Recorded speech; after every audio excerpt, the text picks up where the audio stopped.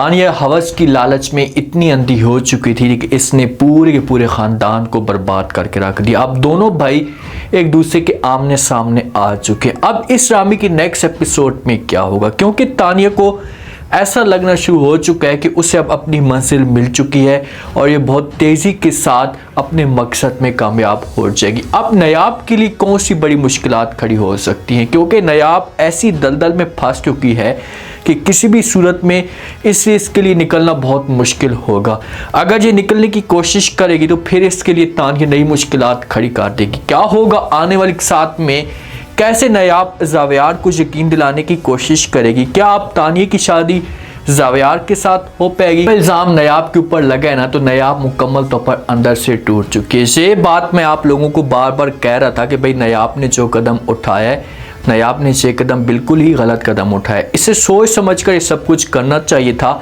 ये जुनैद के पास चली गई है, लेकिन इसे इस बात का नहीं पता था कि भाई आगे मेरे साथ क्या होगा। अब तानिया को मौका मिला, मौके पे तीर चलाया और तीर जाकर निशाने पे लगा। उसके बाद तानिया अपने मकसद में कामयाब हो चुकी है। ज़ावियार मुकम्मल तौर पर नायाब के साथ नफरत करना शुरू हो चुके हैं और नायाब को अपने घर में छोड़कर आ जाता है और इसे वार्निंग भी देता है कि बस बहुत हो गया, बहुत जल्दी मैं हमेशा के लिए आपसे जान छुड़वा लूँगा। अब नायाब अपने घर में मौजूद होती है, अपने भाई के हाउस में।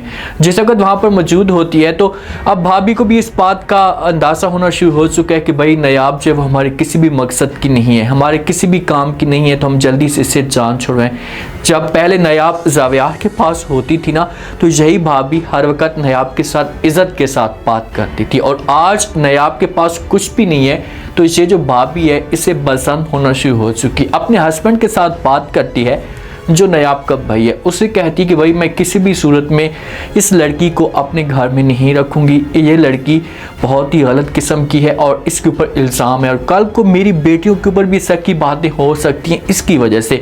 तो भाई समझाने की कोशिश करता है। जो नायाब का भाई है अपनी बेगम को कहता है कि आप ऐसा से बात करें, अगर नायाब ने ये बात सुन ली तो बहुत ही बड़ा मसला खड़ा हो सकता है। तो आगे से इनकार कर देती है नायाब की भाभी कि अगर सुन भी लेगी ना तो इसमें कौन सी बड़ी बात है, उसने गलत कदम उठाया, उसने गलत हरकत की है तो हम उसके ऊपर बातें तो करेंगे, चाहे जो कुछ भी हो जाए। वो सुनती है से नहीं सुनती, मैं उसे इस घर के अंदर नहीं रखूंगी। अगर वो जाना चाहती है तो जाकर जुनैद के पास रहे ना, जुनैद उसे अच्छा सा घर देगा तो सुकून के साथ इसकी ज़िंदगी गुजरेगी ना। तो जहाँ पर ये क्या अम लेने के लिए आई है, तो किसी भी तरह से इसे नायाब का भाई चुप कराने की कोशिश करेगा। लेकिन जब इन दोनों के बीच में बहस जारी होती है ना, तो वहाँ पर नायाब ये सारी की सारी बातें सुन लेती है। अब नायाब के पास जो ऑप्शन थे ये सारे के सारे ख़त्म हो चुके हैं। पहले आती थी और आकर इस घर में अपने भाई के साथ बात करती थी, या जो इसकी अम्मी चाहती उसके साथ बात करती थी, तो इससे इसके दिल का जो बोझ था वो हल्का हो जाता। तो अब मुकम्मल तौर पर घर के जो रास्ते होते हैं, जो दरवाजे होते हैं, ये नायाब के लिए बंद हो जाते हैं। तो नायाब के पास ऑप्शन ये है कि ये घर छोड़कर हमेशा के लिए जा सकती है किसी और जगह पर, या किसी ऐसी गैर जगह पर जा सकती है जहाँ पर ये अपनों के साथ जो रिश्ता होगा, जो राब्ता होगा, हमेशा के लिए ख़त्म कर देगी।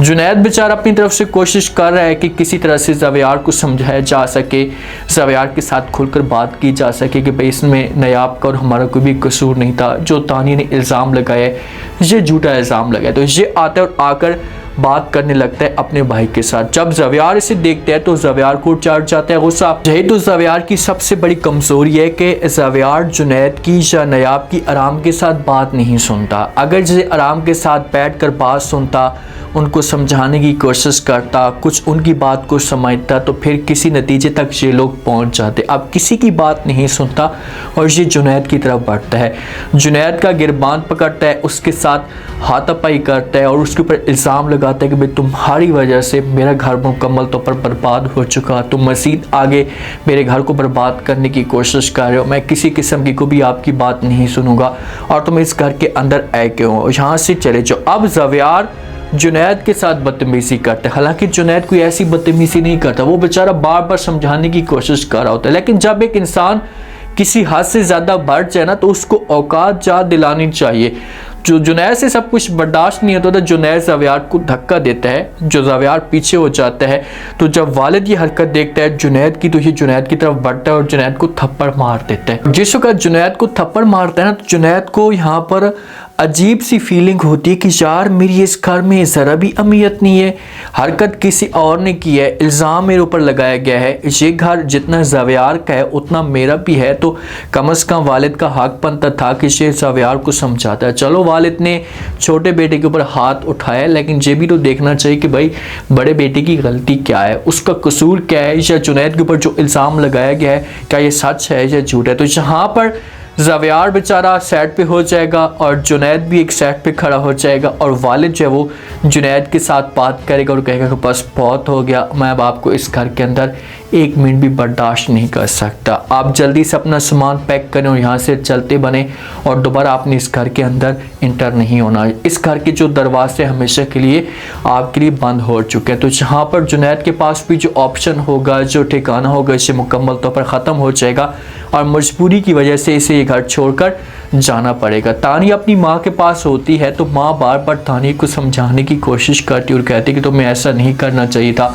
तो आगे से तानिया अपनी माँ को कहती कि माँ जी मैं मोहब्बत करती थी ज़ावियार के साथ, तो मोहब्बत में किसी भी हद तक इंसान को जाना चाहिए। तो आगे से माँ कहती है कि भाई तुमने इस बात का तुम्हें अंदाज़ा है कि तुमने कितना बड़ा गुनाह किया है, तुमने जुनैद और नयाब के ऊपर झूठा इल्ज़ाम लगाया है, तो ऐसा समझो कि तुमने गुनाह किया है, बोतान लगाया है, तो इसकी सज़ा तो तुम्हें हर सूरत में मिलेगी। तो आगे से तानिया मुस्कुराती है। अब इसे किसी किस्म का कोई भी खौफ नहीं होता, इसे किसी किस्म का कोई भी डर नहीं होता, और ये मुस्कुरा कर खड़ी हो जाती है और अपनी माँ को जवाब देती है और कहती है कि मोहब्बत में ये सब कुछ चलता है, मोहब्बत में इंसान किसी भी हद तक जा सकता है। जब इनकी आपस में डिस्कस तैयारी होती है, बातचीत कर रहे होते हैं, तो पीछे से जुनैद भी आ जाता है और जुनैद जो वो फ़ौरन तानिया को मुखातिब करता और कहते हैं कि जो बातें तुम कह रही हो ये ठीक बातें कह रही हो कि मोहब्बत में सब कुछ चलता है। अब जुनैद का इतना मीटर घूमा होता है कि जुनैद एक मिनट भी नहीं लगाएगा और तानिया को तलाक दे देगा। तानिया को कहेगा कि बस बहुत हो गया, तुमने जो कुछ भी किया हमारे साथ या मेरे ख़ानदान के साथ, मैं ये सब कुछ बर्दाश्त नहीं कर सकता, मैं तुम्हें हमेशा के लिए आज़ाद कर रहा हूँ।